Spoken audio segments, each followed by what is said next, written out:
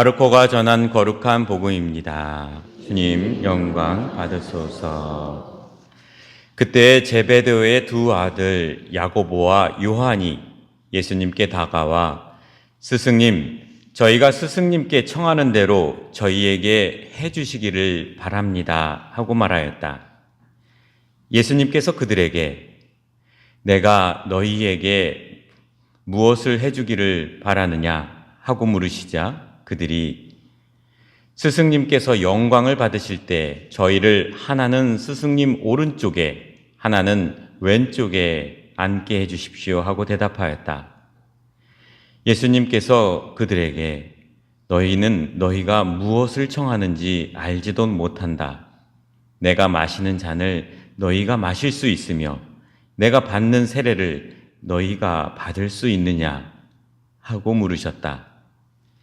그들이 할 수 있습니다 하고 대답하자 예수님께서 그들에게 대답하셨다. 내가 마시는 잔을 너희도 마시고 내가 받는 세례를 너희도 받을 것이다. 그러나 내 오른쪽이나 왼쪽에 앉는 것은 내가 허락할 일이 아니라 정해진 이들에게 돌아가는 것이다. 다른 10제자가 이 말을 듣고 야고보와 요한을 불쾌하게 여기기 시작하였다. 예수님께서는 그들을 가까이 불러 이르셨다.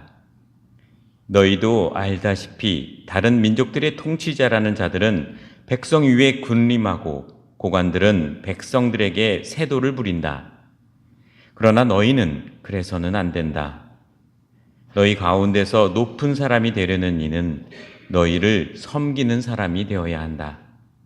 또한 너희 가운데서 첫째가 되려는 이는 모든 이의 종이 되어야 한다. 사실 사람의 아들은 섬김을 받으러 온 것이 아니라 섬기러 왔고 또 많은 이들의 몸값으로 자기 목숨을 바치러 왔다. 주님의 말씀입니다. 찬미 예수님. 오늘은 전교주일이죠. 전교주일은 아까 말씀드린 대로 지금 복음 전파를 위해서 애쓰고 있는 많은 이들을 함께 교회 공동체에서 기억해주는 날이기도 합니다.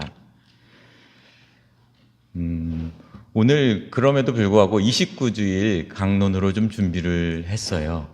우리가 계속해서 주일 복음을 계속 마르코 복음으로 보고 있는데 그 안에서 또 우리의 메시지를 이렇게 찾아가는 것도 또 괜찮지 않을까 싶어서 그렇게 우리의 모든 지향들은 정교주일과 민족 복음화를 위한 것을 하면서도 동시에 텍스트 1독서와 2독서 그리고 복음은 이제 29주일로 이제 하고 있습니다. 사실 이렇게 지금 보시는 바와 같이 오늘의 복음의 장면은 야고보와 요한이 예수님께 높은 자리를 요청하는 것으로 시작이 됩니다. 그런데 좀 우리가 계속해서 주일 복음을 들으면서 아셨던 것과 같이 우리는 한번 지금의 상황이 어디 있는지를 한번 점검해보고 들어가면 여러분에게 이렇게 전체적인 스토리 라인에 도움이 될 것 같습니다. 마르코 복음은 16장으로 이루어져 있고 이 8장에 베드로의 고백으로 이렇게 앞부분과 뒷부분이 이렇게 구분되었다는 얘기를 많이 들으셨을 거예요. 그리고 앞부분은 갈릴레아에서 예수님께서 구마도 하시고 그 병자도 치유하시고 복음 선포를 했던 갈릴레아에서 활동기라고 하고 뒷부분은 예수님의 이제 순환 십자가 순환과 죽음과 부활이 이어지죠. 그 가운데 지금 우리 즈음에 있는 이야기인 것이죠. 예수님께서 순환 죽음 부활을 벌써 3차례 바로 오늘 이 복음의 바로 직전에 3번째 예고를 하고 난 다음이에요. 그러면은 짐작하셨겠지만 첫 번째 예고하고 못 알아들어서 그리고 이 사탄아 물러가라 막 이렇게 얘기했던 베드로의 그 고백에 이어지는 장면들 기억나실 거예요. 그리고 두 번째 또 순환 죽음을 얘기했더니 또 이제 못 알아들으니 예수님께서 어떻게 따라야 되는지를 또 한 번 말씀하셨어요. 그 세 번째 좀 더 구체적으로 더 깊이 말씀을 하셨는데 또 못 알아듣는 제자들의 모습, 그것도 한 단계 더 넘어서 오늘 그 제베도의 두 아들 야고보와 요한이 예수님께 높은 자리를 요청하는 것이죠. 그러니까 분위기 파악을 못한 제자들의 모습들인 것이죠. 그렇게 하고 나니까 그래서 이 오늘의 복음의 주제를 이렇게 한마디로 정리를 해보자면 영광은 예수님께서 가르친 거예요. 이렇게 가르쳤다라고 할 수 있겠어요. 지금 너희들이 말하는 높은 자리, 그 영광을 내가 말하는 거 아니야. 하느님 나라의 영광이라고 하는 것은 섬기는 사랑에서 시작이 될 거야 라고 알려주고 있는 것이죠. 그러면 이거를 이제 조금 안으로 이제 깊이 한번 들어가 보도록 하겠습니다. 예수님께서 이렇게 얘를 먼저 반문을 하시죠. 높은 자리를 요청하니까 그러면 너희가 무엇을 청하는지 알지 못한다라고 하면서 내가 마시는 잔을 너희가 마실 수 있고 내가 받는 세례를 너희가 받을 수 있느냐라고 다시 질문을 했어요.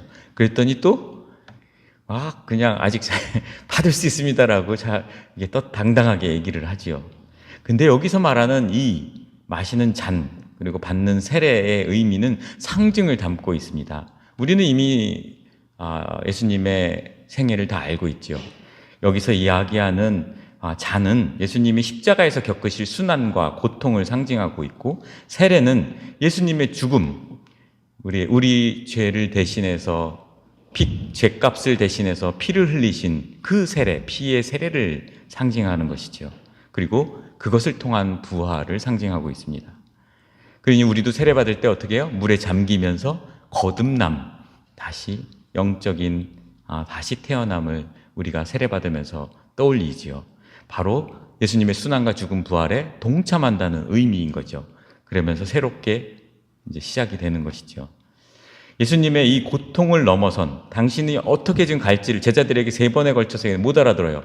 그럼에도 불구하고 그것이 당신께서는 우리의 전체 많은 이들의 구원을 위해 오늘 정교주일인 것처럼 세상 온 민족에게 많은 사람들에게 그 구원이 이렇게 하느님의 자비와 사랑이 뻗쳐지기를 그런 바라는 그 마음으로 고통을 넘어선 사랑을 선택한 것이죠. 그 길이 십자가 죽음의 길인데 알면서 뚜벅뚜벅 걸어갈 거예요. 근데 제자들은 아직 이해를 못하고 따라가는 것이죠. 그런 장면 속의 이야기인 것이지요. 다른 10제자가 이 2제자를 보고 이렇게 얘기를 했다고 나옵니다. 야고보가 불쾌하게 여기기 시작하였다. 이 말을 갖고 우리가 상상할 수 있는 것은 다른 제자들도 똑같이 영광 나중에 올라간다는 것이 그 세상적 그 영광이니까 나도 그때 한 몫을 좀 이런 마음들. 그러니까 세상적인 똑같은 거죠. 그 2제자나 10제자나 다 같이 세상적 욕심을 갖고 얘기했던 것이죠. 제자들이 영광에 대해서 오해를 하고 있었던 것입니다. 그러니 예수님께서 너희 중에 높은 자가 되려는 이는 섬기는 자가 되어야 한다라고 예수님께서 말씀하고 계신 것이죠.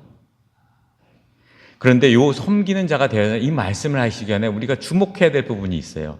예수님께서 그들을 가까이 불러 모으십니다. 우리가 보통 우리 어머니 아버지가 아이들이 자꾸 말을 안 듣고 그러면은 1번, 2번, 3번 했는데 그러면 약간 좀 그렇잖아요. 근데 예수님께서는 또 그럼에도 그 사랑스럽게 이 제자들을 불러 모으셔서 말씀을 하시는 것이에요. 얘들아 이리 와봐 다시 알려줄게 라고 하면서 얘기하는 그러면서 구약의 이 구절이 좀 떠올랐어요. 인간이 무엇이기에 하느님께서는 이렇게 자꾸 우리를 기억해주고 사람이 무엇이기에 이토록 돌보아 주시려고 하는 것일까? 계속해서 당신은 죽음을 앞두고 있고 그것을 정신 못 차리고 못 알아듣는데도 불구하고 지금 예수님께서는 다시 또 한 번 알려주는 거예요. 사랑을 담아서. 마치 예루살렘을 앞두고 이렇게 한탄을 했었죠. 예수님이 예루살렘아 예루살렘아 하면서 암탉이 제 병아리들을 날개 아래 모으려는 것처럼 내가 몇 번이나 너희를 이렇게 모으려고 했던가 안타까워했던 마음. 지금 그런 마음인데 그것을 표현은 안 하시고 이 제자들에게 사랑을 담아서 얘들아 너네 그런 거 아니야. 내가 말하는 영광은 이런 거야 라고 하면서 얘기하는 것이죠. 세상의 통치자들이 말하는 군림하는 거 아니야. 그리고 백성들에게 이 세도를 부리는 것도 아니야 라고 알려주고 계신 것입니다. 섬기는 사랑을 알려주고 계신 것이죠. 그럴 때 바로 하느님께서 말하는 그 하느님 나라의 영광을 다다를 수 있다라고 하시는 것이에요. 그러면서 제가 이것을 어떻게 구체적으로 또 우리 실예를 좀 들까 이렇게 좀 묵상을 하다가 우리 복음서에서 그냥 찾는 것이 낫겠다 싶어서 떠오른 장면이 착한 사마리아인의 비유였어요. 이 착한 사마리아인의 비유가 이 이야기와 오늘 정교주일과 다 연결이 되더라고요. 그래서 이 이야기의 컨텍스트를 한번 살펴볼 필요가 있어요. 율법교사가 와서 이 제자들이 지금 우리 다 이렇게 예수님 이렇게 좀 따라가고 있으니까 우리 다 버리고 당신 따르니 우리에게 영광 줄 거죠? 라고 했던 그런 것처럼 율법교사가 이렇게 와서 예수님을 시험하려고 얘기하는 거죠. 영원한 생명 어떻게 받습니까? 나 다 지켜왔어요. 이런 당당한 마음으로 물었죠.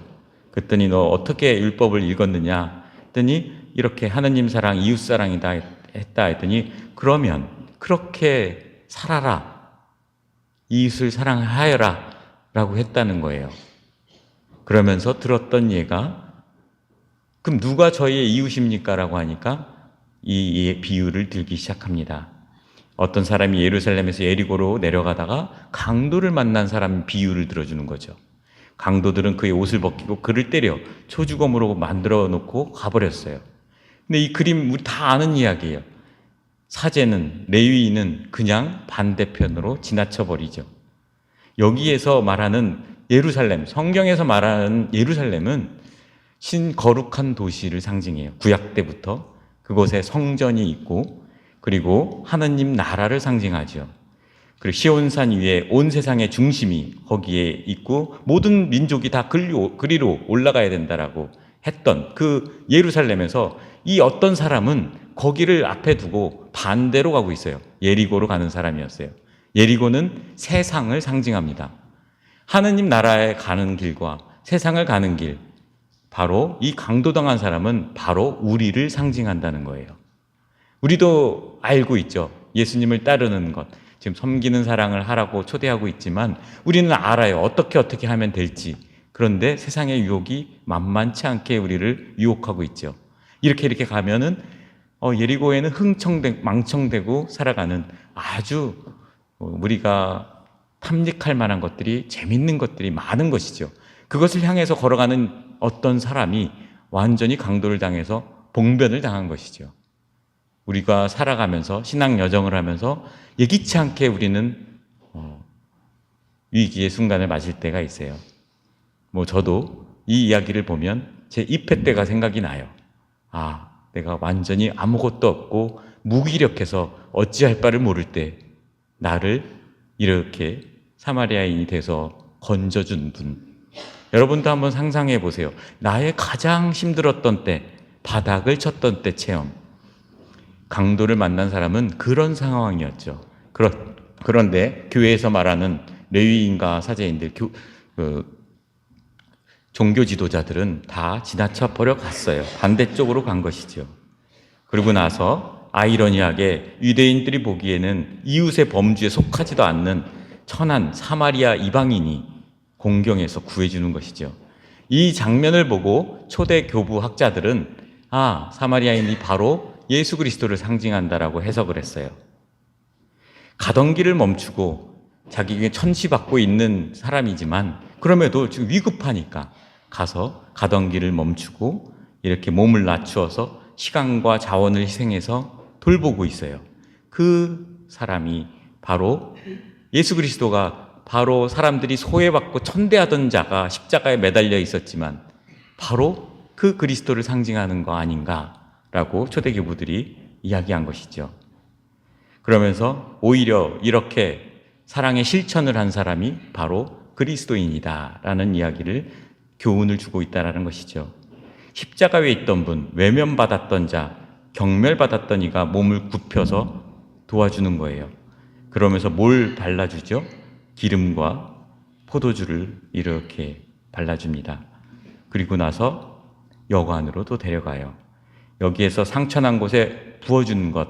이 표면적으로는 이웃을 어떻게 대하고 어떻게 섬겨야 되는지를 얘기하고 있지만 이 안으로 들어가면 이 내용은 아까 교부학자들이 상징을 해석했던 것처럼 하느님이 죄에 빠진 우리를 구원해주는 모습을 알려주고 있는 거예요. 상처난 곳에 우리 성찬례에서 말하는 우리 예수님의 몸과 피를 기억하는 이 성찬제처럼 주님께서 매일같이 우리 안에서 우리가 지쳐 쓰러지고 우리가 소진되어진 그 영혼의 양식을 다시 부어주는 것이죠. 성사를 상징합니다. 그래서 우리가 세례받을 때도 이렇게 성유를 바르고 견진받을 때도 성유를 바르고 병자성사할 때도 성유를 바르죠. 그 성유를 상징하는 것이고 그리고 피의 잔은 바로 예수님의 피를 상징하는 것이죠. 우리 모두 성유를 받았어요. 그리스도의 성혈도 모시고 있죠. 우리는 그리스도의 피를 통해서 우리의 영혼에 이렇게 새로운 양식을 불러넣는 것이에요. 여기에서 이 사마리아인은 이튿날 그는 2데나리온을 꺼내 여관 중에게 줬다라고 하는데 하루를 같이 보낸 거예요. 마치 요한복음에서 이 안드레아와 사랑받는 제자 요한이 예수님과 하루를 묵고 나서 발견했죠. 아, 그리스도이시구나 한 것처럼 하루를 같이 묵어요. 그리고 2데나리온으로 방값을 치러줘요. 그리고 비용이 더 필요하면 돌아올 때 갚겠습니다라고 얘기를 해요. 본인이 내야 될 돈이 아님에도 불구하고 대신 내주는 것이죠. 바로 그리스도의 의미를 갖고 있죠. 대신 핏값으로 우리의 죄를 씻어준 예수님의 모습을 상징하고 있습니다. 그래서 치유자, 구원자, 그 뜻이 Redeemer라고 하죠. 그것이 원래 어원은 죄를 대신 갚아주다예요. 죄값을 갚아준 것이에요. 그래서 바로 이 그리스도를 상징한다라는 해석이 이어지게 된다는 거죠. 우리가 계속 하느님의 길을 알면서 죄를 짓고 다시 고해성사에 가게 되죠. 왜 가게 될까요? 바로 내가 그 길을 놓쳤습니다. 강도당한 사람처럼 알면서도 놓쳤어요. 그럴 때 가서 또 다시 영혼의 힘을 받습니다. 성사적 치유를 받는 것이죠. 거저받은 사랑을 우리는 계속 받을 수 있게끔 만들어준 그 기원이 되는 것이 바로 희생제사고, 그래서 이독서에서 사도 바오로는 바로 그 대사제라고 얘기하는 것이죠. 우리에게 대사제로 오신 것이죠. 그리고 여관은 교회를 상징합니다. 이 교회에서 우리는 우리 공동체 안에서 일상에 힘들었던 지친 영혼들을 교회 안에서 함께 이렇게 치료받는 것을 상징하죠. 교황님께서는 우리 교회를 이렇게 표현했죠. 야전병원이다. 전쟁터의 병원과 같아야 된다. 우리가 거저받은 사랑을 우리도 교회 안의 공동체에서 가장 약한 이, 작은 이들을 돌보는 공동체가 되어야 된다는 의미를 갖고 있습니다. 그리스도인들이 바로 실천해야 될 것들, 그 사랑의 실천들을 이 사마리아인이 보여주고 있었던 것이에요.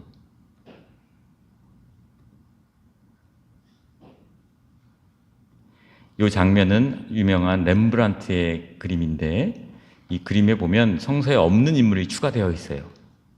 이게 맨 왼쪽에 보면 그 여관 건물에서 바라보고 있는 사람, 그리고 저 밑으로 이제 나귀 밑으로 오른쪽으로 가면 여인이 우물가에서 물을 기르고 있어요. 그리고 바로 밑에 강아지가 있어요. 이렇게 성서의 인물을 중심으로 대각선으로 이렇게 흘러가는데, 여기에서 이 사람들, 그냥 바라보는 사람, 그리고 우물가에서 제 일을 하는 사람, 그리고 강아지가 자기 일을 보는 것, 무관심한 사람들을 상징하는 거예요. 우리 긴급한 위기에 처한 피를 철철 흘린 사람을 만났을 때 우리가 그러면 안 된다라는 것을 풍자적으로 표현한 것이죠. 그러면서 율법교사에게 얘기하죠. 누가 이웃이냐고 하니까 자비를 베푼 사람입니다. 가서 너도 그렇게 하여라. 우리가 온 세상에 복음을 전파하는 건 내 삶이 그 복음을 전하기 위해서 사랑을 실천하는 것을 상징한다라고 할 수 있을 것 같아요. 성사는 보이지 않는 하느님의 은총이 보이는 것을 통해서 드러나는 표지예요.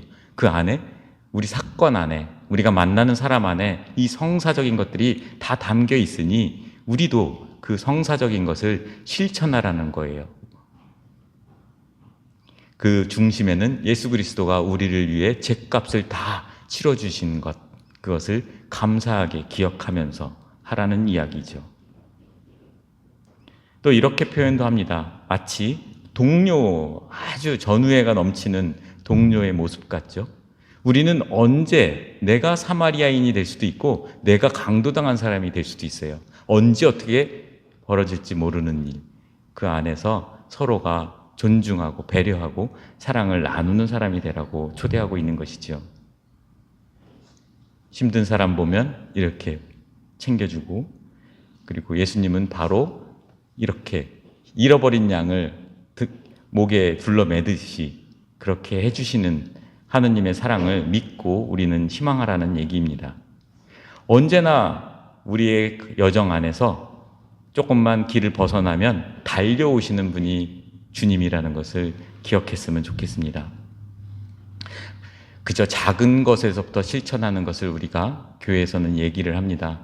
정교주일 맞이해서 교황님이 다양한 담화문을 발표했지만 저는 기억나는 것, 일상에서 실천할 수 있는 사랑의 실천, 섬기는 사랑, 그것의 하나로 예를 들어주는 것이 일상에서 3가지 단어를 많이 사용하십시오라고 했어요. 하나는 thanks, 서로에게 가족 안에서, 이웃 안에서 감사합니다.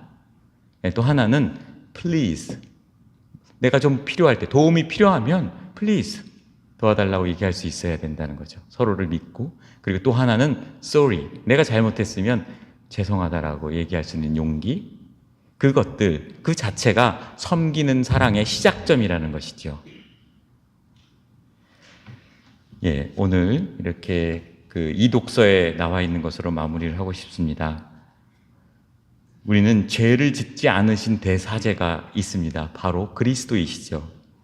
그러므로 확신을 가지고 은총의 어자로 함께 나아가자라고 사도 바오로가 초대합니다. 우리는 하느님의 자비와 은총을 거저 이미 받은 사람들이죠. 그것을 기억하고 주님께 도움을 청하면서 하루하루 기쁘게 살아가길 바랍니다. 또 새로운 한 주 은총 가득하게 보내시기를 바랍니다. 아멘.